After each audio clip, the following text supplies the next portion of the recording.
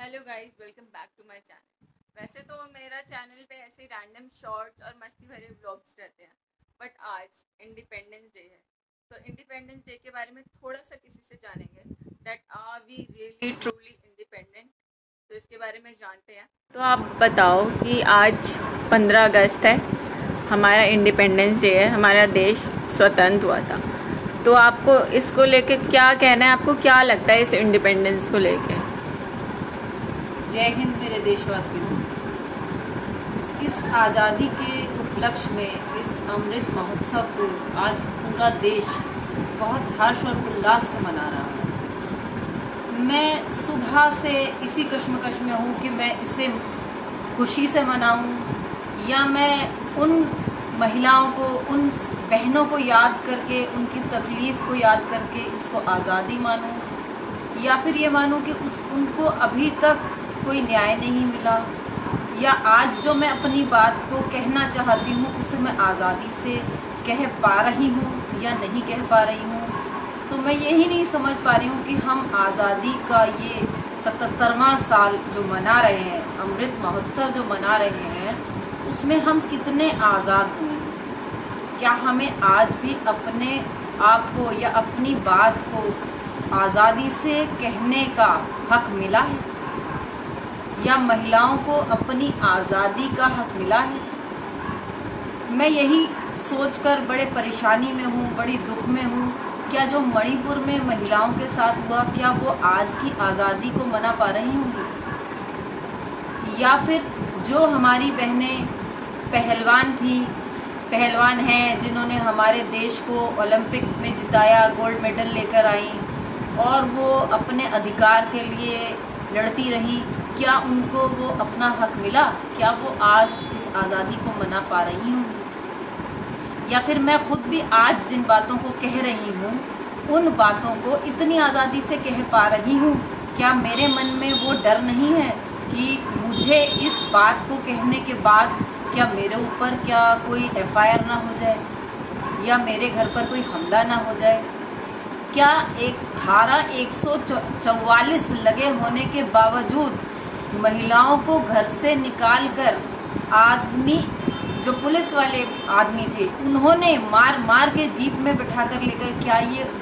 क्या वो महिलाएं इस आज़ादी को मना पा रही हैं? तो मुझे तो ऐसा लगता है कि शायद हम अभी ये आज़ादी हमारी पूरी नहीं हुई, जिसे हम खूब आज़ादी से मना पाएँ, खूब दिल से मना पाएँ।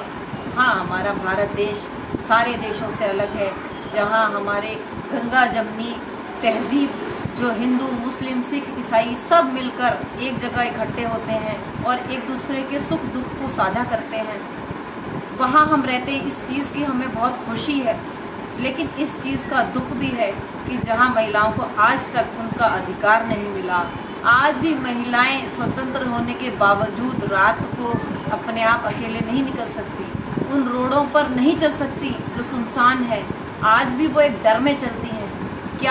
क्या हमें लगता है कि हम आज़ादी की बात करते हैं और कुछ नेता जो इस तरह की भाषा इस्तेमाल करते हैं कि अगर महिलाएं ऐसे कपड़े पहनेंगी तो ऐसा होगा ही? तो क्या महिलाओं के कपड़ों से आज तक आज़ादी तय हुई है उनकी? क्या 7 साल की बच्ची कोई ऐसे कपड़े पहनकर गई होगी? क्या 70 साल की महिला ऐसे कपड़े पहनकर गई होगी? क्या स्कूल की बच्ची जो स्कूल से निकल रही है उसके ऊपर तेजाब डाला, क्या वो इस तरह से गई होगी? तो मैं अभी तक नहीं समझ पा रही हूँ कि क्या मैं सच में इस आज़ादी का अमृत महोत्सव मनाऊँ? क्या वो मेरी बहनें इस वक्त इस महोत्सव को मना रही होंगी? तो मुझे लगता है कि मैं तब इस महोत्सव को मना पाऊँगी जब उन सब महिलाओं को, जो मेरी बहनें हैं, उनको उनका अधिकार मिल जाए और हम सब मिलके सच में आज़ादी का मतलब समझ पाएँ और हर किसी को अपनी बात कहने की, अपने हक के लिए खड़े होने की आज़ादी हो, तब मैं मानूंगी।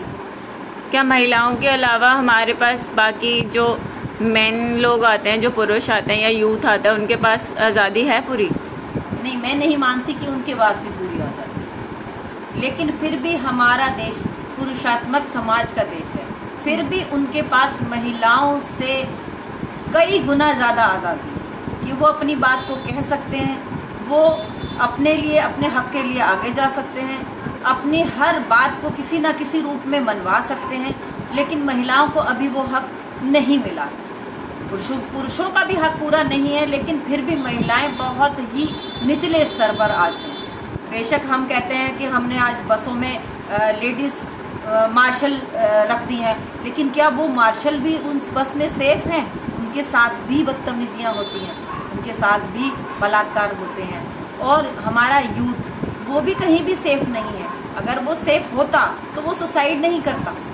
अगर वो अपने को सेफ समझता तो वो अपनी बात को कहता, अपने अधिकार के लिए आगे आता। लेकिन वो क्योंकि उनको पता है कि हम अपने अधिकार के लिए लड़ ही नहीं सकते, हम अपनी बात को कह ही नहीं सकते, हम अपनी किसी भी बात को किसी भी तरीके से रख नहीं सकते, इसीलिए आज इतने बड़े स्तर पर यूथ सुसाइड कर रहा है। जब हम हर घर झंडा की बात करते हैं कि हर घर में तिरंगा होना चाहिए 15 अगस्त पे, तो क्या सरकार को हर घर में जॉब या एम्प्लॉयमेंट के बारे में नहीं करना चाहिए? आपके इसके बारे में क्या विचार है?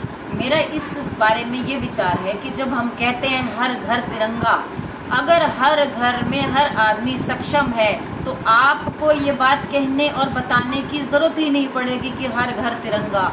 हर घर से एक तिरंगा नहीं, हजारों तिरंगे निकलेंगे और खुद निकलेंगे। उसमें आपको कभी कहने की जरूरत ही नहीं पड़ेगी हर घर तिरंगा, और आप अपनी सेल्फी लीजिए और अपलोड कीजिए।